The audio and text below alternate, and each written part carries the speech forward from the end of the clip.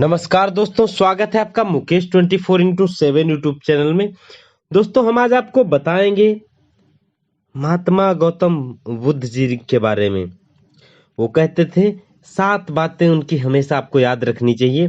धीरे बोलो, कोई सुन ना ले, ये बात हम सबके कानों में पड़ी होगी और हमारे मुंह से भी निकली होगी, लेकिन सोचने की बात यह है कि ये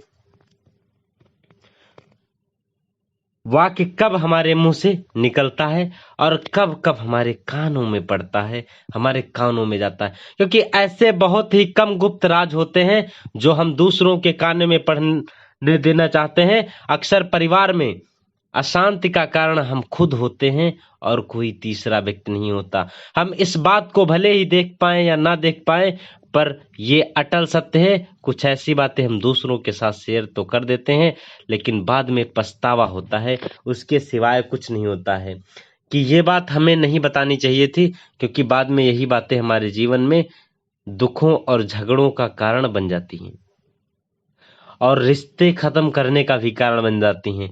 तो आज मैं आपको बताऊंगा महात्मा गौतम बुद्ध के द्वारा कही गई 7 ऐसी बातें बताने वाला हूं जो आपके जीवन में सुख और शांति बनाए रखने के लिए काफी सहायतादायक होंगी। और इन सभी बातों के पीछे का तर्क भी मैं आपको दूंगा कि यह 7 बातें किसी को क्यों नहीं बतानी चाहिए। तो आइए जानते हैं कौन सी वो 7 बातें हैं जो हमें किसी को नहीं बतानी चाहिए। इस वीडियो के माध्यम से मैं आपको बताऊंगा। एक समय की बात है, एक गांव में रमेश नाम का एक युवक रहता था। रमेश बहुत ही गरीब था, कुछ भी पैसे नहीं थे उसके पास में। 2 वक्त की दाल रोटी भी बड़ी मुश्किल से नसीब होती थी। दिन रात काम की तलाश करने के बाद भी उसको कोई काम नहीं मिल रहा था। वो बहुत परेशान था। फिर एक दिन उसने अपनी पत्नी को ये सारी समस्या बता दी। उसने अपनी पत्नी से कहा कि मैं जिस जगह भी काम मांगने जाता हूँ तो मुझे ये कहा दिया जाता है कि हमारे यहाँ कोई काम की जरूरत नहीं है, हमारे वहां भी किसी की जरूरत नहीं है। मैं काम की तलाश कर कर के थक चुका हूँ। मुझे यह समझ नहीं आता कि मैं तुम लोगों का पेट कैसे भरूंगा, अपने बच्चों को कैसे पालूंगा। यह चिंता मुझे दिन रात परेशान करती जा रही है, खाती जा रही है, परेशान होता जा रहा हूँ। मैं इससे कैसे क्या करूं। तो यह सब सुनकर और कुछ सोचकर उसकी पत्नी ने कहा कि तुम किसी व्यक्ति के पास सिर्फ एक बार ही काम मांगने जाते हो और अगर वो व्यक्ति काम नहीं देता तो तुम उसके पास दोबारा नहीं जाते हो। उसके पास में दोबारा तक आप जाते भी नहीं, उससे बात भी नहीं करते हो। अगर तुम्हें उसने काम नहीं चाहिए तो तुम्हें उनसे हमदर्दी जतानी होगी, तुम्हें उनसे हमदर्दी हासिल करनी होगी, अपनी गरीबी दिखानी होगी, ताकि वो लोग तुम्हारी मजबूरी समझ सकें और तुम्हें काम दे सकें। इसलिए शर्म मत करो, उन्हें अपनी मजबूरी बताओ, अपनी गरीबी बताओ और इसी उपाय से तुम काम पा सकोगे। ये बात रमेश के दिमाग में बैठ गई और अगले दिन वो उसी सेठ के पास जा पहुंचा जहां वो पहले काम मांगने गया था। उसी सेठ के पास फिर से दोबारा जा बैठा, लेकिन इस बार रमेश ने उस सेठ से हाथ जोड़कर प्रार्थना की, विनती की कि मैं बहुत ही गरीब हूं और मुझे काम की जरूरत है। आप मुझे जो कुछ भी देंगे मैं उसमें संतुष्ट हो जाऊंगा। बस कृपा करके आप मुझे काम पे रख लें, आप अपने पास रख लें, काम पे रख लें मुझे। उसकी यह हालात देखकर सेठ ने उसे काम पर रख लिया और वो रोज वहां काम करने जाने लगा। अंदर ही अंदर वो खुश तो था कि उसे काम तो मिल गया है, काम तो मिला है उसे, लेकिन उसे वेतन दूसरे लोगों से कम मिलता था। वही काम जो दूसरे कर रहे थे उन्हीं वेतन ज्यादा मिल रहा था और रमेश को कम मिल रहा था। तो उसका रीजन भी था। जब इस बारे में उसने अपने सेठ से कहा तो सेठ ने कहा, देखो भाई, तुम्हें काम की जरूरत थी और मैंने तुम्हें काम पर रख लिया। तुम मेरा धन्यवाद करने की बजाय बल्कि मुझसे शिकायत करते हो, मुझे धन्यवाद नहीं देते हो। सेठ की ये बात सुनकर रमेश वही चुप हो गया और कहीं ना कहीं यह बात सच की थी कि सेठ ने तो उसकी मजबूरी के हिसाब से ही काम दिया था, इसलिए वो वेतन भी अपने हिसाब से ही देता था, इसीलिए वो वेतन अपने हिसाब से देता था। लेकिन ये बात धीरे धीरे रमेश ने अपने दोस्तों और अपने संग संबंधियों को भी बतानी शुरू कर दी थी कि उसका सेठ कैसा आदमी है और उसे कितना वेतन देता है।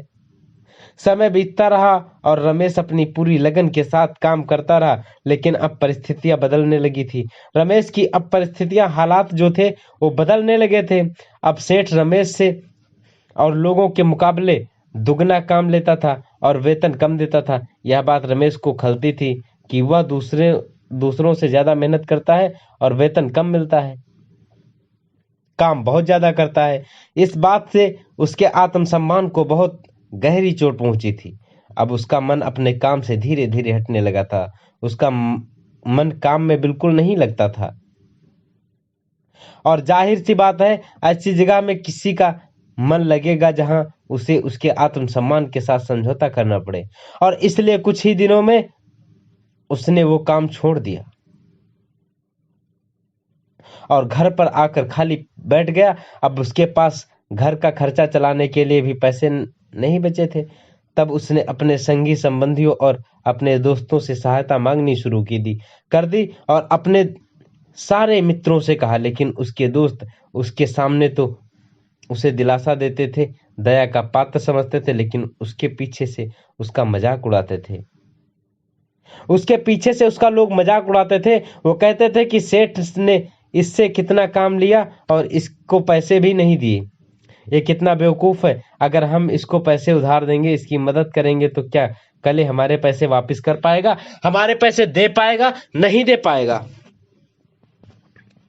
इसकी ऐसे आला हालात हैं कि काम तो इसके पास कुछ है नहीं, तो पैसा कहां से लाके वापस करेगा। और इसी वजह से रमेश के हालात दिन पर दिन खराब होती ही जा रही थी, खराब होते ही जा रहे थे। वो दिन रात तनाव में रहने लगा था। वही दोस्त, वही संगी संबंधी जो उसके अपने होने का दिखावा करते थे, आज वो सब रमेश को दया का पात्र समझ रहे थे। सबको उसके ऊपर तरस आ रहा था। सब लोग आकर उससे ज्ञान तो बहुत देते थे, लेकिन कोई उसकी मदद नहीं करता था। और अक्सर ऐसा ही होता है, ज्ञान देने वाले तो बहुत मिल जाते हैं, लेकिन हाथ पकड़कर, उंगली पकड़कर मदद करने वाले कितने लोग मिलते हैं। हमारी जिंदगी में ऐसी बहुत सी कंडीशनें आती हैं जिन चीजों से हमें खुद गुजरना होता है। हम उन चीजों से खुद बाहर निकले, हमें दूसरे लोगों सहायता नहीं देते हैं। फिर एक दिन उसे किसी ने बताया, पड़ोस के गांव में एक बौद्ध भिक्षु आए हुए हैं जो बहुत ही ज्ञानी हैं। रमेश इतना तनाव में था कि उसे कोई रास्ता नजर नहीं आ रहा था कि वो क्या करे। जाने अनजाने में रमेश उस बौद्ध भिक्षु के पास पहुंच जाता है। वहां पहुंचकर रमेश सीधे उनके पैरों में गिरकर रोने लगता है और रोते रोते उन्हें अपनी सारी परिस्थिति बताता है, अपने सारे दुख कष्ट जो जिंदगी में चल रहे थे सब बताता है। उन्हें बताता है कि किस तरह उसके सेठ ने उसका फायदा उठाया और उसके सगे संबंधी उसके साथ कैसा बर्ताव कर रहे हैं। रमेश की सारी बात सुनकर बौद्ध भिक्षु ने उसे चुप कराते हुए कहा, ये सारी समस्याएं तुम्हारी मूर्खता और तुम्हारी बुद्धिहीनता की वजह से उत्पन्न हुई हैं। अगर तुम्हारे अंदर विवेक होता तो इनमें से एक भी समस्या तुम्हारे मन को दुखी नहीं कर सकती थी, लेकिन तुमने अपनी मूर्खता के कारण अपनी राह में कांटे खुद ही बिछा लिए। तो आज तुम्हें 7 ऐसी बातें बताऊंगा जो भूलकर कभी किसी के जीवन में नहीं आएंगी और ना ही आनी चाहिए। जीवन में किसी को मत बताना, किसी को भी भूलकर मत बताना। और इन बातों का पालन करने से तुम बाहर से मिलने वाले दुखों को दूर कर सकते हो जो बेवजह की दुनिया वजह से तुम्हारे अंदर पनपते हैं। पहली बात जो किसी को भी नहीं बतानी नहीं चाहिए, और वो है अपनी मजबूरी। अपनी मजबूरी का दिखावा करके दूसरों को दया पात्र बन के सहायता लेने की कोशिश कभी मत करना। ऐसा आपको नहीं करना चाहिए। हो सकता है कि आज वो तुम्हारी मजबूरी देखकर तुम्हारी मदद कर दे, लेकिन कल वो तुम्हारा फायदा उठाने से नहीं चूकेगा। और अगर तुम्हारा फायदा नहीं भी उठाया तो दूसरों के सामने तुम्हारा मजाक बनाने से कभी नहीं चूकेगा। वो आपका मजाक बनाएगा, आज 2 लोगों में, कल 4 लोगों में, परसों 6 लोगों में। इसलिए कभी भी किसी के सामने अपनी मजबूरी का दिखावा मत करो। भले ही तुम्हारे घर में 2 सूखी रोटी हैं तो वहीं खाकर सो जाओ, लेकिन इसके बारे में किसी दूसरे को भनक तक नहीं लगनी चाहिए कि हमारे घर में सूखी रोटियां थी कल। जरा आप खुद सोचो, अपनी मजबूरी किसी दूसरे को बताने की क्या वजह होती है इंसान की? या तो वो सामने वाले से सहानुभूति चाहता है या फिर कोई आर्थिक मदद चाहता है। लेकिन दोनों ही परिस्थितियां आप देखें तो दूसरा आदमी आपका फायदा उठाने से नहीं चूकेगा, और फायदा नहीं भी उठाएगा तो आपको अपनी नजरों में तो मूर्ख ही समझेगा, बेवकूफ ही समझेगा, और दूसरों के सामने आपका मजाक तो जरूर बनाएगा। इसलिए अपनी मजबूरी कभी किसी को मत बताना और नहीं बतानी चाहिए। अब दूसरी बात जो कभी किसी को नहीं बतानी चाहिए, और वो है अपनी अतीत की गलतियां और भविष्य की रणनीतियां नहीं बतानी चाहिए। जरा सोचो, अगर हम अपनी अतीत की गलतियां किसी दूसरे को बताते हैं तो उसका क्या प्रभाव होगा? वो गलतियां ठीक तो नहीं हुई की जा सकती, तो इससे क्या फायदा है? किसी दूसरे से बताने से कोई लाभ नहीं है। आप अपने अंधेरे पक्ष को दुनिया के सामने खुद ही बताते तो इससे सामने वाले की नजर में आपका एक चरित्र बन जाएगा, और वो भविष्य में भी आपको उसी नजरिए से ही देखेगा। इसलिए किसी की भी नजर में अपना चरित्र घटित मत होने दो, अपने चरित्र को घटित मत होने दो, कम मत होने दो। और जरा सोचो, आप व्यर्थ में ही अपनी भविष्य की रणनीतियां दूसरों को क्यों बताते हो? जो लोग आपके काम का हिस्सा ही नहीं है, उन्हें अपने भविष्य की रणनीतियां बताने से क्या फायदा है? आपको ऐसे व्यक्ति के बारे में कोई लाभ नहीं है। वो लोग आपकी सहायता तो नहीं करेंगे, लेकिन आपकी भविष्य की रणनीतियों में एक बाधा जरूर बन सकते हैं। आप खुद अपने दिमाग का इस्तेमाल करिए और सोचिए, क्या कभी आपके साथ ऐसा हुआ है? आपने अपने भविष्य की रणनीतियां किसी को बताई हैं और वो कामयाब नहीं हुई? ऐसा जरूर हुआ होगा, जरा गौर से सोचिए। अब तीसरी बात जो कभी किसी को नहीं बतानी चाहिए, और वो है अपने घर की बातें। जो भी घर में आपस में बातचीत होती है, हमारे माँ बाप के साथ, हमारी पत्नी के साथ या हमारे बच्चों के साथ, वो सब बातें परिवार तक ही सीमित रहनी चाहिए। हमें किसी और पर्सन के सामने नहीं बतानी चाहिए, किसी दूसरे व्यक्ति के बारे में सामने नहीं बतानी चाहिए। अगर ये सब अपने परिवार की बातें आप दूसरों से करते हैं तो लोगों की सामने परिवार में घुसने का एक मौका मिल जाता है, और वो इसका फायदा उठाने से कभी नहीं चूकता है। वो आपके परिवार के सदस्यों को आपसे दूर लेकर जाने की कोशिश करेंगे। अक्सर ऐसा होता है, हम अपने परिवार के झगड़ों को कम करने के लिए इन झगड़ों को अपने पड़ोसियों को या दूसरे सगे संबंधियों को बता देते हैं, लेकिन इससे आपको कभी सहायता नहीं मिली होगी, बल्कि आपके घर के लड़ाई झगड़े ज्यादा बढ़ गए होंगे। और ये बढ़ेंगे ही अगर आप अपने माँ बाप की बातें या अपनी पत्नी या अपने बच्चों की बातें किसी दूसरे को बताएंगे तो उन्हें बुरा लगेगा कि आप उनको बताए बगैर उनकी बातें दूसरों से करते हैं। इसलिए अपने घर के लड़ाई झगड़े, अपने घर की बातें कभी किसी को नहीं बतानी चाहिए। अब चौथी बात जो किसी को नहीं पता नहीं होनी चाहिए, जो सुनने में आपको बहुत ही अजीब लग सकती है, लेकिन उसका फायदा कोई नहीं। मैं कहता हूं, अपनी आमदनी किसी को मत बताना। अब अपनी आमदनी ना बताने के पीछे की वजह क्या हो सकती है? अपनी आमदनी बताने के पीछे की वजह बहुत सारी हो सकती है, लेकिन मैं आज जो आपको बताऊंगा उसका यही कारण है, उसकी यही वजह हो सकती है। जरा सोचिए, अगर आप अपनी आमदनी अपने दोस्तों को बता देते हैं तो जब आपके दोस्तों को जरूरत पड़ेगी वो सिर्फ आपको ही याद करेंगे, क्योंकि उनको पता है कि आपकी आमदनी ज्यादा अच्छी है तो आप ही उनकी मदद कर सकते हो।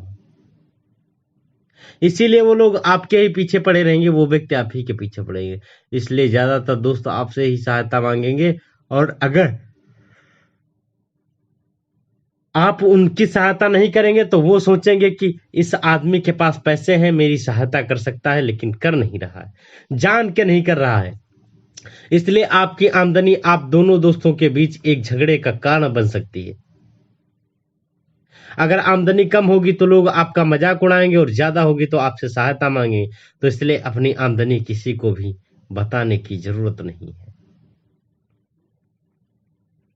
किसी दूसरे तीसरे व्यक्ति को ना बताएं।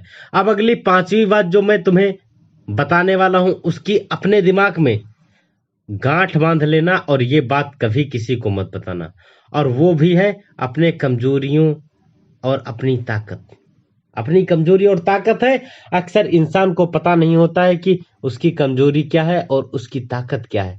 इसलिए अगर आपको आपकी कमजोरियां और ताकत पता है तो पहली बात, आप बहुत ही बुद्धिमान आदमी हैं। और दूसरी बात, आपको ये बातें किसी दूसरे के साथ साझा नहीं करनी चाहिए, क्योंकि अगर आप इनकी आपकी कमजोरियां या दूसरों को पता चल गई तो वो आपकी कमजोरियों का फायदा उठाएंगे। और अगर ताकत पता चल गई तो वही ताकत आपकी कमजोरी बन जाएगी, क्योंकि वो ताकत दूसरे आदमी को पता नहीं है और वो उसकी काट भी ढूंढ ही लेगा। इसलिए अपनी कमजोरी और अपनी ताकत अपने पति या अपनी पत्नी को भी नहीं बतानी चाहिए, क्योंकि इसके बाद ही फिर आपको अपने घर में ही उससे दब के रहना पड़ेगा। अब अगली छठी बात जो कभी किसी को नहीं बतानी चाहिए, और वो है आपके मित्र और आपके शत्रु। अगर आप अपने मित्र दूसरे को बताएंगे तो हो सकता है कि वो उनसे अपनी मित्रता बनाकर आपको धोखा दिलवा सकते हैं, या आपको आपके सच्चे मित्रों से दूसरे दूर करने के प्रयास करेंगे। अक्सर आम आदमी ऐसा नहीं करता, लेकिन आपके दुश्मन ऐसा करने की कोशिश करते हैं। और दूसरी तरफ आपके शत्रु का भी किसी को नहीं पता लगाना चाहिए, क्योंकि आज जो आपका मित्र है हो सकता है कल वो आपका दुश्मन बन जाए, हो सकता है कल आपका शत्रु बन जाए। इसीलिए कभी नहीं बताना चाहिए। तो वो आपके दुश्मन के साथ मिलकर आपको परास्त कर सकता है, आपको धोखा दे सकता है। इसलिए अपने सबसे अच्छे दोस्तों को भी अपने दुश्मन के बारे में कभी मत बताएं, कभी नहीं बताना चाहिए। अब आखिरी और सातवीं बात तुम्हें बताता हूं, जब तुम दान करते हो तो दान के बारे में किसी भी को मत बताओ, नहीं तो दान करना व्यर्थ हो जाता है, बेकार हो जाता है। जब आप अपने दान का ढिंढोरा पीटते हो तो आप ये बताते हो आप कितने बड़े दानवीर हो, और यह बात आपके अंदर अहंकार को जन्म देती है, और अहंकार से बड़ी बड़ी चीजें मिट गई। इसलिए दान जितना गुप्त रूप से किया जाए उतना ही अच्छा होता है, उतना ही फायदाई होता है। जब आपका दायां हाथ दान कर रहा होता है तो आपके बाएं हाथ को भी पता नहीं होना चाहिए कि आपका दायां हाथ दान कर रहा है, कि आपका दायां हाथ क्या कर रहा है। यह जो 7 बातें बौद्ध भिक्षु ने रमेश को बताई, इसमें संसार के सभी सिद्धांत छुपे हुए हैं। इन सभी बातों का पालन करते हुए आप भी अपने घर परिवार में सुख शांति बना सकते हैं और अपने घर के झगड़े हमेशा के लिए दूर कर सकते हैं। अगर आप ये बातें अपने दिमाग से भी सोचेंगे तो आपको ये सब बातें सच मालूम पड़ेंगी। और हमारा कहानी सुनाने का मकसद सिर्फ यही है जिससे आपको विवेक जागृत हो, आप खुद उन बातों के बारे में सोचें जो हमने आपको बताई हैं, आप खुद उन चीजों को देखें सुने जो आपने देखा है, और इन चीजों पे ही आपको फोकस करना चाहिए, क्योंकि ये चीजें हमारे जिंदगी में बहुत कुछ सिखाती हैं। ऐसी वीडियोस हम लोगों को बहुत कम मिलती हैं। हम लोग इस टाइप की वीडियोस बहुत कम पाते हैं, और ऐसे वीडियोस पाना बहुत ही मुश्किल की बात होती, बहुत ही टाइम लगता है। अगर देखा जाए तो महात्मा गौतम बुद्ध ने कहा है, हजारों खोखले शब्दों से अच्छा वह एक शब्द है जो शांति लाए। सत्य के रास्ते पर चलते हुए इंसान केवल 2 ही गलतियां कर सकता है, पहली पूरा रास्ता न तय करना, और दूसरी शुरुआत ही न करना। कोई तुम्हारे कंधे पर हाथ रखता है तो तुम्हारा हौसला बढ़ाता है, पर जब किसी का हाथ कंधे पर नहीं होता तुम अपनी शक्ति खुद बन जाते हो, और वही शक्ति ईश्वर है। महात्मा गौतम बुद्ध कहते हैं, आप पूरे ब्रह्मांड में कहीं भी ऐसे व्यक्ति को खोज लें जो आपको आपसे ज्यादा प्यार करता हो। आप पाएंगे जितना प्यार आप खुद से कर सकते हैं उतना कोई आपसे नहीं कर सकता है। यदि कोई व्यक्ति लोगों में से कम बात करता है तो उसे घमंडी, मतलबी और बेकार ना समझें। हर महान व्यक्ति दूसरों से ज्यादा अपने खुद के साथ बिताना ज्यादा पसंद करता है। कोई व्यक्ति इसलिए ज्ञानी नहीं कहलाता है क्योंकि वह सिर्फ बोलता रहता है, लेकिन अगर वह शांतिपूर्ण, प्रेरणा, प्रेमपूर्ण और निर्भय है तो वह वास्तव में ज्ञानी कहलाता है। ऐसी अमेजिंग वीडियोस देखने के लिए मुकेश 24x7 यूट्यूब चैनल को लाइक, शेयर, सब्सक्राइब करना ना भूले। और अगर हमारे यूट्यूब चैनल पे नए हैं, आप अगर हमारे यूट्यूब चैनल पे नए हैं तो हमारे चैनल को सब्सक्राइब करें और कमेंट बॉक्स में कमेंट करके बताएं आपको वीडियो कैसा लगा। मिलते हैं हम आपको एक नई वीडियो के साथ में। महात्मा गौतम बुद्ध जी की